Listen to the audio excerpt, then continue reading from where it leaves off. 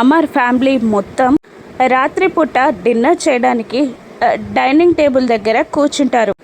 బాగి అమర్కి వడ్డిస్తూ ఉంటుంది. ఇక అమ్ము ఇలా అంటుంటుంది, నేను ఆంటీకి వడ్డిస్తాను అని అంటూ ఉండగా అమర్ కాస్త విచిత్రంగా చూస్తూ ఉంటాడు అమ్ముని. ఏమైంది అమ్ముకి అన్నట్టు. అమ్ము వెళ్ళి మనోహరి ప్లేట్లో స్వయంగా వడ్డిస్తుంది. అది చూసి బాగి బాధపడుతూ ఉంటుంది. మళ్ళీ వచ్చి సీట్లో కూర్చొని, డాడ్, ఆంటీ మమ్మల్ని చాలా కేరింగ్గా చూసుకుంటుంది తెలుసా అని అంటూ ఉండగా ఆకాష్ కూడా, అవును డాడ్, అమ్మ లేని లోటు తెలియట్లేదు, ఆంటీని చూస్తుంటే అమ్మలాగా అనిపిస్తుంది అని అంటుంటాడు ఆకాష్. దాంతో కోపంగా తింటూ ఉంటాడు అమర్.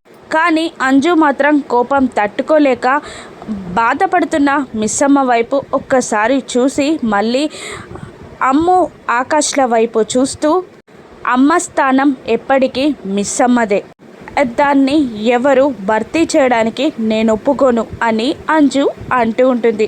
ఆ మాటకి కూడా సైలెంట్గా ఉండిపోతాడు అమర్. కానీ అమ్ము ఇంకా ఇలా అంటుంటుంది, డాడ్, నెక్స్ట్ సెమిస్టర్కి నేను హాస్టల్లో జాయిన్ అవుతాను అని అమ్ము అంటూ ఉండగా అమర్ షాక్ అవుతాడు.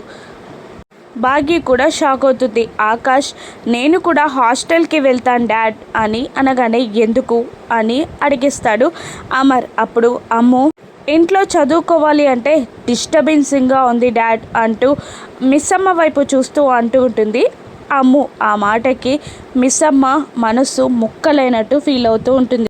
పిల్లల్ని అమర్ మార్చుతాడా? మళ్ళీ పిల్లలకి బాగా దగ్గరవుతుందా? మిస్సమ్మ అబార్షన్ చేయించుకుందా? అబార్షన్ ఆపడానికి మిస్సమ్మని ఏమైనా అన్నాడా అమర్? రాను ఎపిసోడ్స్లో చూద్దాం. Thank you for watching.